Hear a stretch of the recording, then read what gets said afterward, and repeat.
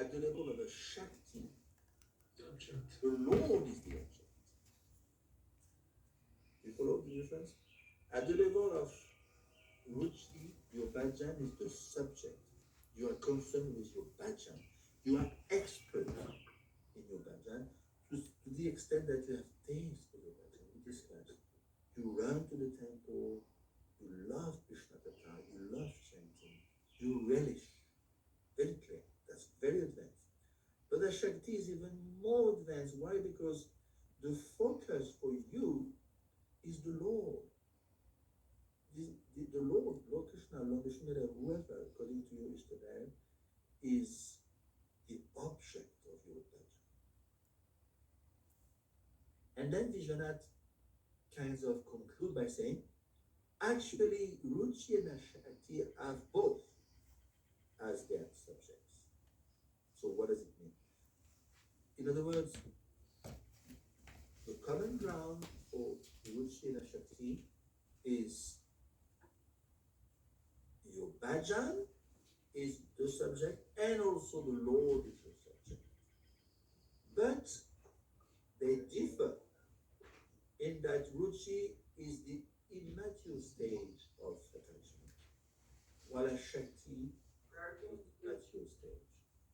In other words, in Ruchi, you still concentrate on bhajan, whereas in Ashakti, the main focus, the main subject is Krishna. But it's no more your bhajan. You are the Shakti means you are attached to Krishna. You're entering the world of Bhakti. You are entering the world of internal Bhakti. And then, beautiful, vision that is Rasika Acharya. Ashakti polishes the mirror of the heart. Imagine. It polishes the mirror of the heart to such an extent that the reflection of the Lord suddenly appears on the mirror of the heart. And it's called Vilasputi. You have access to, you see Krishna in the heart. It's not just philosophical statement, oh, Krishna is in my heart. Yes, but do you see Krishna? No, I don't see Krishna. And practically on the level of Ashakti, Krishna is almost always visible. Why? Because your heart is so pure. It's polished. You are way beyond 6 plus 4 plus 5. You are way beyond. You are beyond Mishra. You are beyond Rishi. And Vishwanath explains, beautiful, I mean, he's such a poetic person. The desire creeper of Bhakti. And we remember, at the time of initiation, Bhakti Lata Bij. Bij means seed. You receive the seed of devotional service. Shravanadi Jal. Nitya Krishna Prem Satya Bunoy. Shravanadi Chudachite Karaye Udoy. You have been watering for years now. You have been removing the seeds, Upashakaban, Laba, Puja Pratishtha. You're an expert gardener. Your heart is clean. Now it's no more the bija, it's a creeper. Your beach has become a creeper of life. And it's gonna bear not fruits, not flowers, but it's gonna bear clusters of birds. Birds en français ont bourgeon. Un bourgeon. Français. En anglais, bird, B-U-D. We have seen this is springtime. If you go in the forest, you can see it's not fully bloom as flowers, it's bourgeon, bird. So this is a something. The creeper bears birds. Heralding. Heralding means anticipating the swift appearance of Bhav, the flowers of Bhav. Bhav means you're going to have flowers. And Bhav is called Premonkor. It's the stage before Prem. Prem, you're going to have the fruits. Bhav, you have the flowers. Ashakti, you have the birds. See? You're entering the world of pure love and devotion. Any questions on that? try to remember it's a good English. Ashakti, bud, bow, flower, then push. One leg to the next.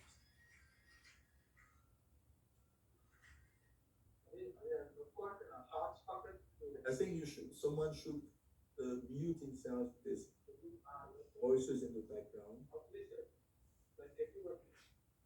Yeah, so now Vijayanath is going to work, is going to, he creates, Vijayanath is on such a high level that he can compose Sanskrit shlokas on the spot. This is what he says.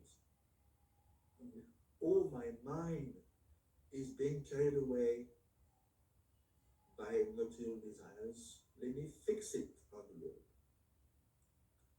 Prior to Ashakti, on realizing it is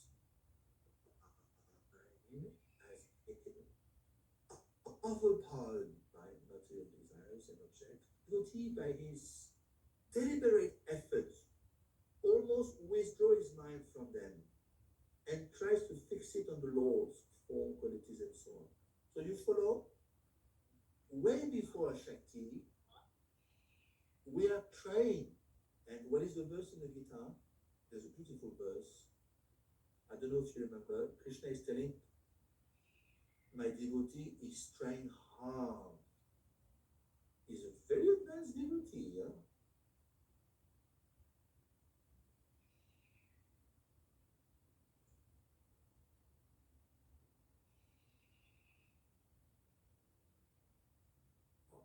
Vipashita, he discerns, he discriminates. 261.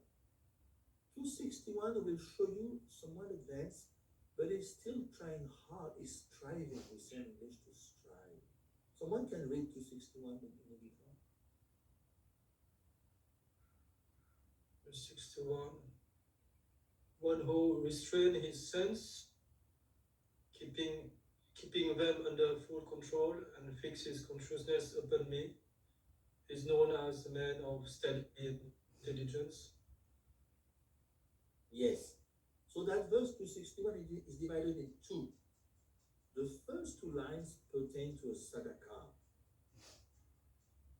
A matpara. Matpara means he's advanced. He's striving his mind, controlling his mind. He can fix the mind on Krishna. So there's definitely some drops of bhakti there.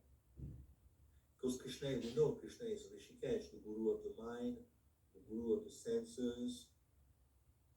And he's telling the devotee in 261, Arjun, that, my dear Arjun, I'm the object of the senses. You should fix your senses on me. You should fix your mind on me. And the devotee is trying. Look at the Sanskrit of 261.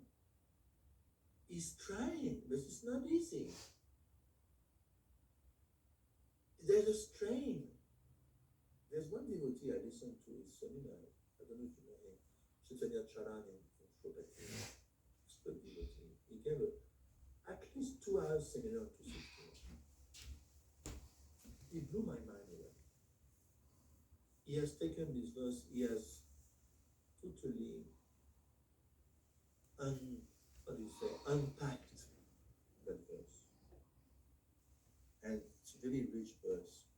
He explained that to 61 there's 3 levels. First there's a strain, it's strenuous, you try to control. There is opposition. Look at the Sanskrit. Tani Sarvani to 61. It's like horses. You know, if you strain horses, it's difficult. They don't want to listen to you. Or a young boy, they don't want to listen to you. So Tani Sarvani Samyamya, you have to yoga indriya samyamya, you have to control the indriya and the mind. It's not easy. It's a struggle. even though 261 is telling us it's a man of steady intelligence, but it's a struggle. This is not a Shakti. We're going to go back to a Shakti. But now we are back in 261. There is a struggle there. You have to, let's say you come to the temple and you're checking out people. You're checking out, women can check out other women, how they dressed. You are checking devotees, how they dress. Who is a good singer, not me. So you are, it's not a good attitude if you do that. You have to control not to do it. Because you have a bodily consciousness. So you are imposing restriction on the mind. Why? Because you know, unless I do that, I cannot have a spiritual experience. So you are a good devotee, but you're still straining to control your mind. And then if you look at this verse, it's a very deep verse, 261. It says, Yukta asita masparaha. That's even higher than. The first thing is control. You are striving to control. Number two, Yukta asita masparaha. Now you are able to, let's say you have kind of controlled the horse. Why? Because you get nourishment to the Lord, to the horse, you get love. The horse is somewhat pacified. And now, concentration. You can mat paraha, Krishna says, 261. You can fix your consciousness on me. Why? Because yukta. Yukta means you have engaged, you have controlled the mind to some extent and senses. And number three, still within the same verse. Vashehi yasenuyani. You see, third line. Now it's under the control. It's a conquest. You have conquest. You have conquered. Beginning, you try to control. Then you concentrate on Krishna, because Krishna is Rishikesh, the Lord of the senses, the Lord of the mind. And now you have conquered the mind, the senses. And what is the outcome, the result? It's mentioned. Tasya pragya pratishtita. Fixed consciousness. See, this 261 is a very, very deep verse. Now you're well situated. Pratishtita means you are aware, you are fixed in Krishna. So in other words, you cannot jump to the conquest first. First, you have to control. It's going to be tough. And Krishna has mentioned in 11, 20, 27 to Uddhav, Parityage, Nijvaraha. Sometimes you're going to fail in the process of enunciation. Anijvaraha. Anijvaraha means you're unable. Sometimes you fail. Sometimes you succumb. So that is control. You are strenuously, painstakingly. Then number two, concentration. They are sufficiently controlled so you can matparaha. You can fix the mind on Krishna. And then number three, vashahi yasenkriyani. That's it. They're conquered. And the result, tasya. You are well situated. So you can see 261 practically. The four levels are there. You cannot skip one.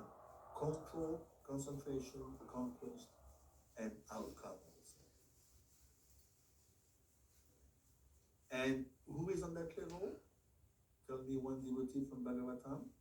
Prabhupada says, if you look at 261, who is on the level of Matpara? He has totally subjugated his senses. Give me one name. It appears in 261 in the purport. Maharaj Ambari. Remember his level? Dance canto. Vachamshi Bekunta Gunamuvarnane. He goes to the temple. He's a king of the, can you mention, he's the emperor This is not India. This is the 9 versions, just like Yudhishthir or Parikshit. They don't control India, they control the 9 versions, not only Bharatvaj, Kimpurushvaj, Harivaj, millions of miles across the whole island. And this Prabhu, Ambarish Maharaj, they have seen the birds.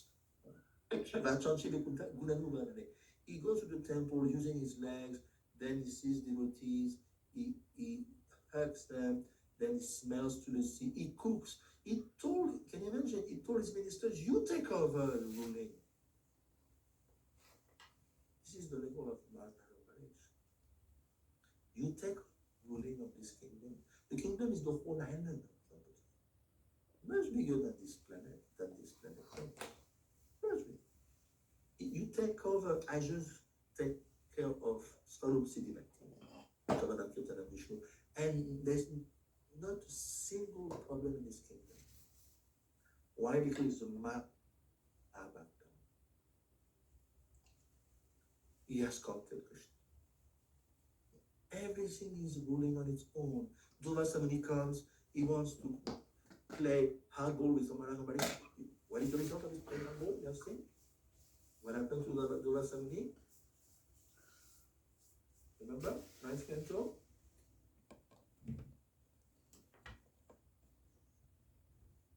Dhruva Samani was telling the king, oh, Ambarish had gone a 48 days fast, and Maharaj Ambarish came with 60,000 disciples. The king told him, oh, go and do your ablutions in the holy river. When you come back, I'll serve you a feast. And as Maharaj Ambarish was gone, that was the time to break his fast. And he consulted the Brahmins, and what did they tell him? They told him, just drink. To break the fast, but it's water. And remember, when he came back, Maharaj Ambarish, Dhruva Samani is extension of Lord Shiva. So it's not a small boy. Great yogi, but prone to anger. He could detect, he's Trikalakya. He could detect he has drinking water. Oh, you're such a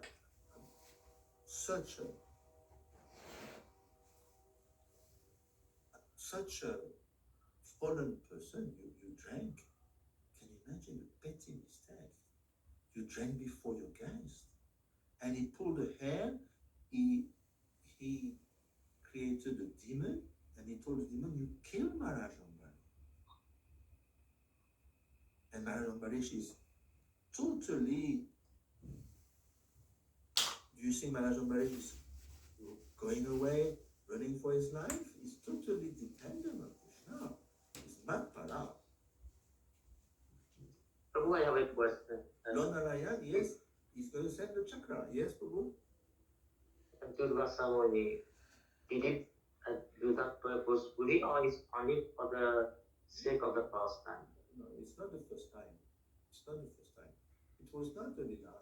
Lord Shamani learned his lesson big time. You know the end of the story. No, it was not a fake. It's When being an expansion of Lord Shiva, how can he do that? It's not the first time in Bhagavatam. I mean, I never see, correct me if I'm wrong, I don't know the acharyas by heart.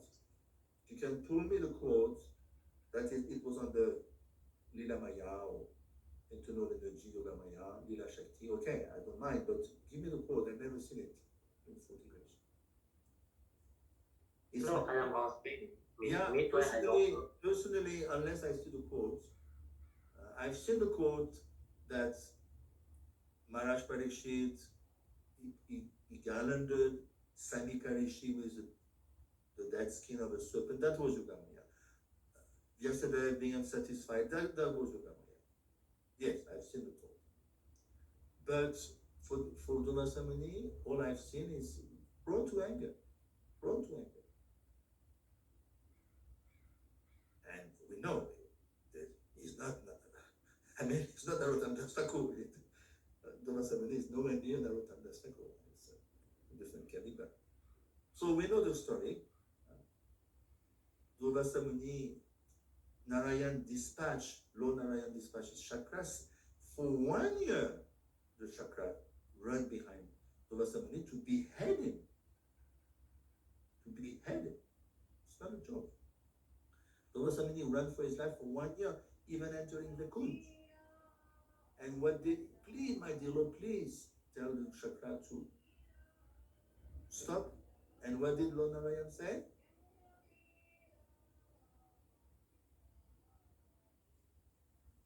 To ask for forgiveness to our Father. Yeah, even more precisely. Sadavo Lilayam Mayam. Sadunam Liam Twaham. Madagat. Kinachano. Tinatam Naham Tibumanagapi. This is what Lord Narayan told Mubasa. The pure devotee is always within the core of my heart. And I'm always in the heart of the pure devotee. My devotees do not know anything else but me, and I don't know anyone else but you. He told him, as if to tell him, I cannot do anything for you. And then, shortly after that verse, he quotes, Aham Bhakta Paradino. Yes, not that word Dvija. My dear Dvija, it was born. I'm totally dependent on my pure. He's telling in 111, Avigya Swarat, I'm totally independent. And now he's telling, I'm totally dependent. That's a much higher level than 111, than yesterday. This is Narayan speaking to Durvasa. He's telling, I'm dependent. I'm Bhakta Paradino. I'm dependent on my pure devotee. And not only that, he's saying, I'm dependent on the devotee of my pure devotee. As if to say, my dear Durvasa, please go, I cannot do anything for you. And you better go back to Maharaj Ambarish. And he went back to Maharaj Ambarish, and Maharaj Ambarish told him, there's no offense. So, just imagine this level. And Durvasa Muni got his lesson big time. Big time. Much later in the Mahabharata, I don't know, after Draupadi had taken his prasad, because she had a pot given by Suryodaya. As long as Draupadi doesn't eat, the pot will be always full of prasad. Duryodhana is so nasty. He told Durvasa, you go after she has eaten. And the Pandavas were in big Dutch, big problem. And then Draupadi propitiated Lord Krishna from Dwarka, and he came. And he told her, any tiny little piece of prasad, please look carefully. And she found. And in the meantime, same story, Durvasa was there taking baths with 60,000 disciples, and they felt full belly. And Durvasa said, I don't want to mess around again. I got my point. See, this is not the Lila. He got the point way back with Maharaj Ambarish. He knows Maharaj Yudhishthira is on that level also. You don't mess around. He left. He didn't even go back to the camping, to the campground of the Pandavas. He went back. He proceeded through. He said, no way I'm going to mess around with this devotee. So this is the level of 261, the higher level of 261. But what I'm trying to tell you is 261, there is effort. You follow? There is effort, especially in the beginning. 261 is quite vast. Beginning is sadaka. The end of 261 is a siddha. Siddha means perfect to be. It's basically, it's called jivan. 261 is very vast. But here, back to Ashakti,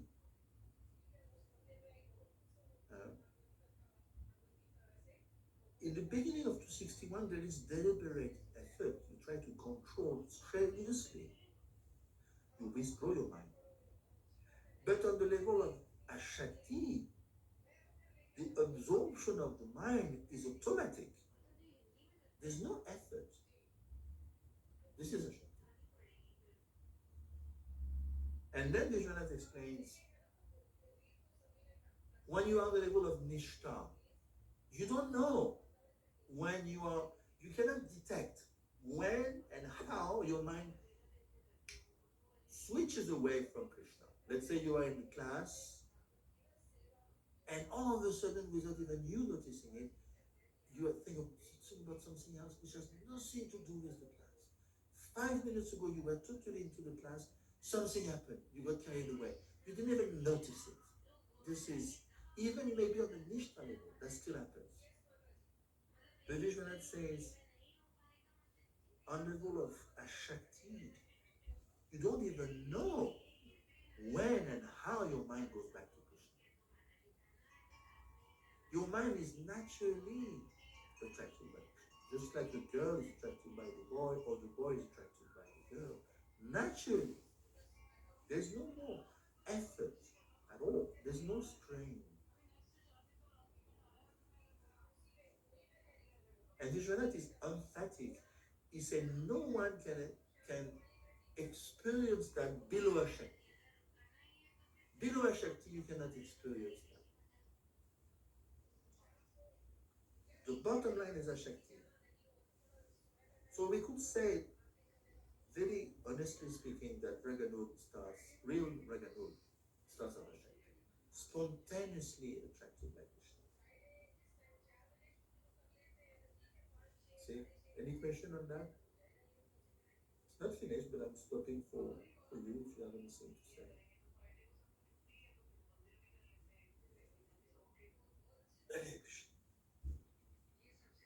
So now Vishwanath, he shares with us what is it like to exchange with a devotee on the level of a Shakti. See, Vishwanath is very down to earth. He's not like, he's such a high devotee, he could, go into the philosophy. No, he's down to earth. Because we speak with devotees all the time. We share, we talk, so he's saying, what is it like to have a conversation on the Ashakti level? He's giving an example. Where are you coming from? You have perhaps a Shalagram Shila in the lovely case hanging from the neck. Chanting softly, your tongue is quivering every moment by tasting the nectar of Krishna's name. I don't know why you are giving your darshan to such an unfortunate persons like me and making me joyful. Tell me about all the holy places you've visited. Describe all the saintly souls you have met and what realizations they have blessed you with. You are perfecting yourself and others. So this is the level of an intimate talk of an Ashakti devotee with another.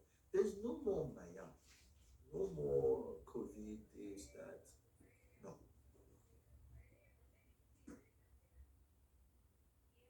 And the devotee is honestly inquiring about, how can you help me in my spiritual life?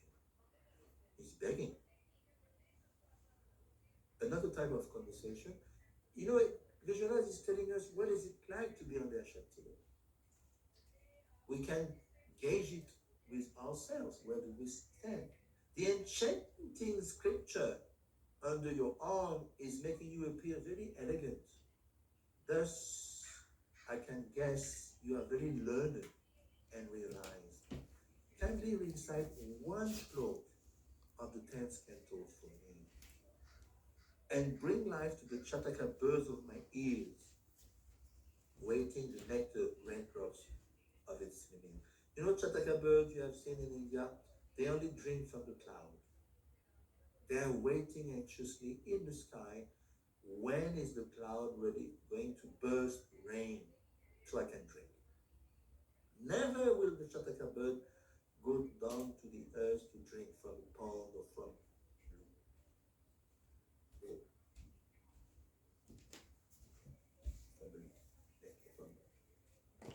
They're very particular, those birds. So the same way, this routine only wait for Krishna. It's not interesting. That is why he remains alone. Madhavendra Puri Goswami will not even have a servitor. He knows if I have a servant, sometimes he may talk about Maya. I'm not interested. So better I remain alone.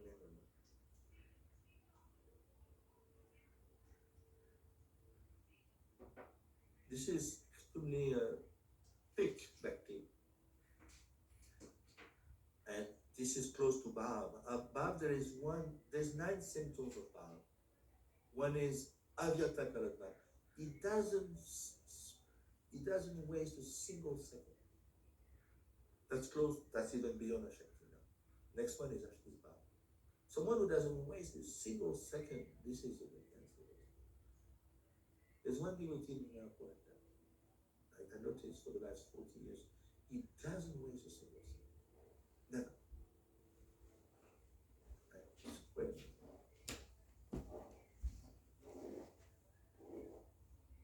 Now, another type of conversation. See, Vishwanath is down to earth, is giving us what is it like? Oh, today my life will be successful, for the association of devotees will destroy all my sins.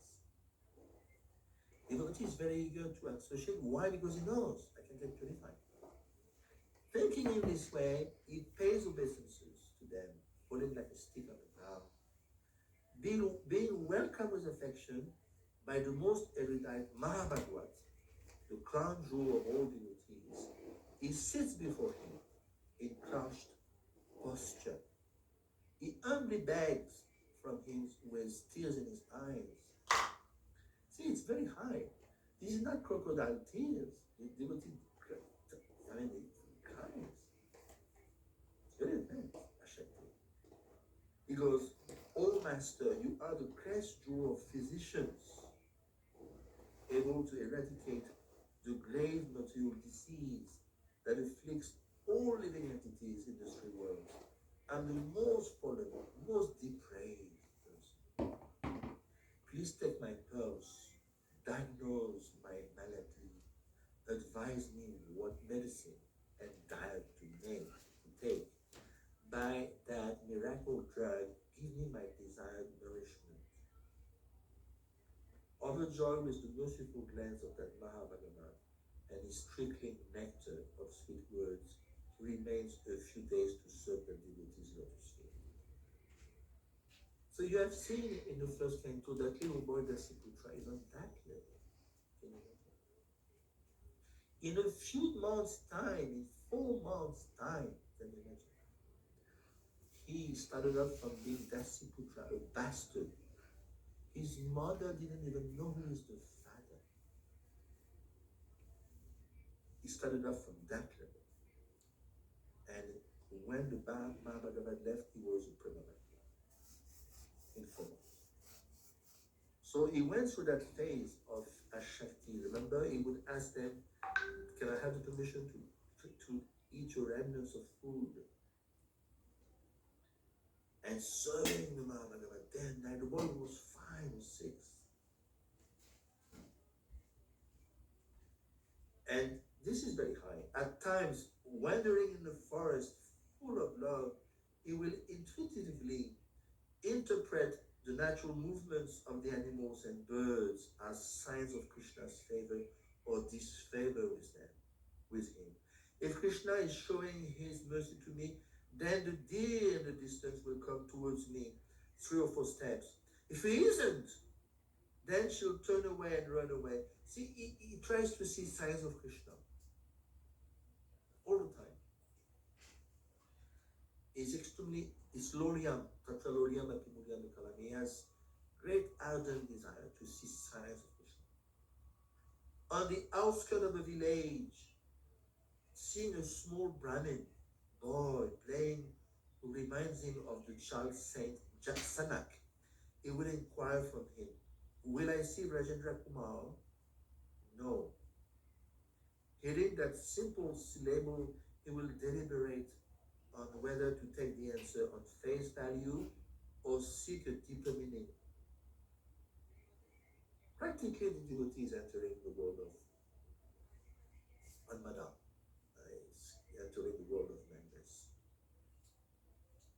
At times, he will remain in his house like a very wealthy but miserly merchant, greedy for treasure. Where shall I go? What should I do? How I will get my hands on my desired object? With a worn face, he will be lost all day in thoughts like this, while dreaming, standing, sitting. When asked by his relatives what's the matter, he will somewhat act like a mute, other times feigning normality. He hides his inner feelings.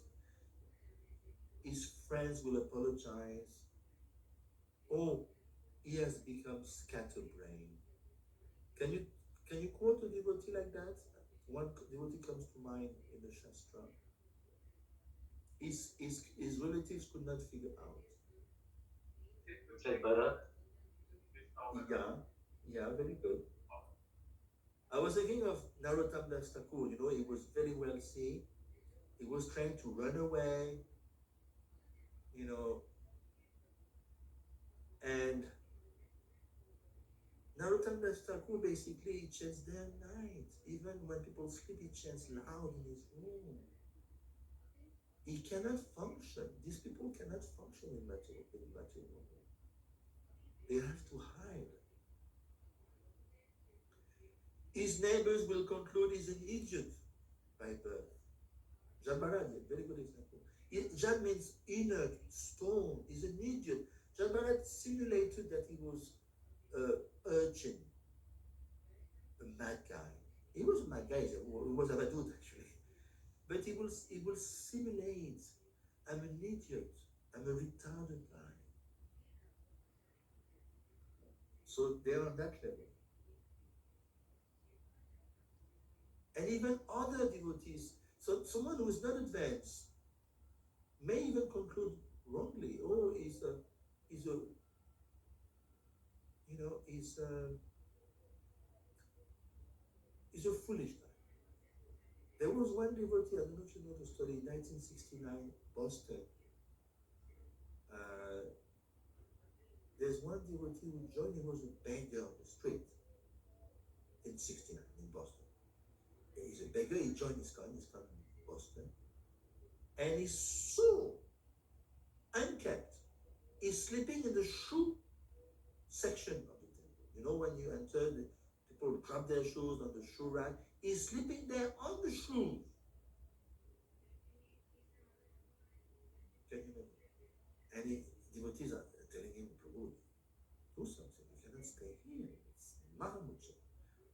He can, day after day, he sleeps in the shoe. And devotees keep on telling him, and after some time, devotees become annoyed with him. They tell him, Prabhu, you're so dirty. And it comes to a phase, even the president, he consults with other devotees, let's kick him out. You know, not immediately, but after a few months of such an extremely foolish demeanor, sleeping on the shoes day and night. Finally, they come to the stage, let's kick him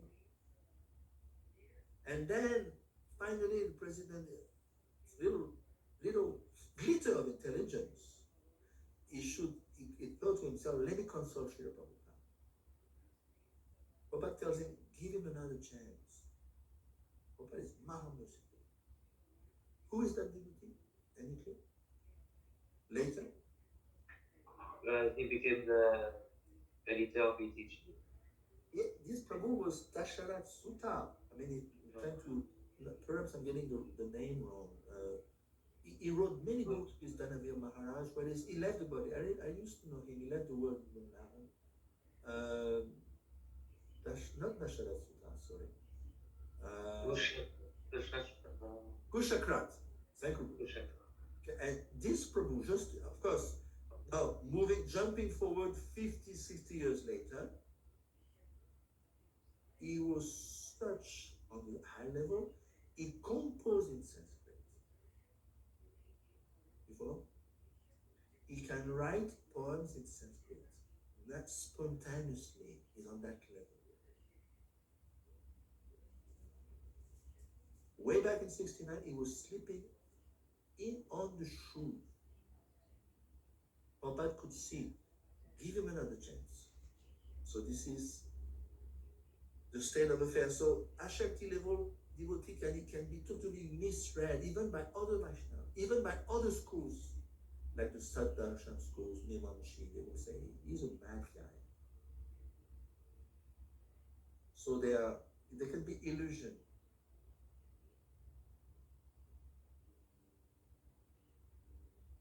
Yeah, this is, and you can be taxed as a pretender. Madhavendra Puri Goswami, there's a verse in the second chapter of the Gita, Prabhupada quotes, Madhavendra Puri Goswami says, I'm stopping chanting my Gayatri. This is external. And they will tax me, they will say I'm a pretender, they will say, he said, I'm sorry, but since I'm attached to that boy crawling in the courtyard of Nanda Maharaj, that's enough for me. And I know I will be slandered by the moralist, by society at large, even by some Vaishnava, mainstream Vaishnava. But he said, but that's enough. So this is that kind of devotee. He's oblivious to honor, dishonor.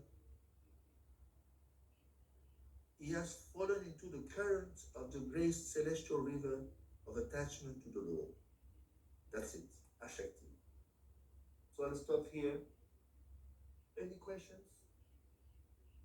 We are finished with Ashakti.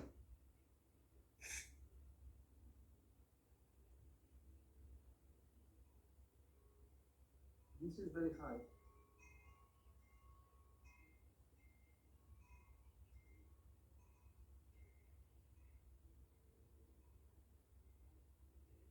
Anyway, this is the time at 6:55. We'll stop here.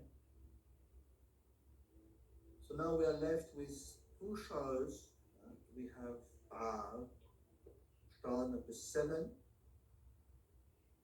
and we have shower number 8.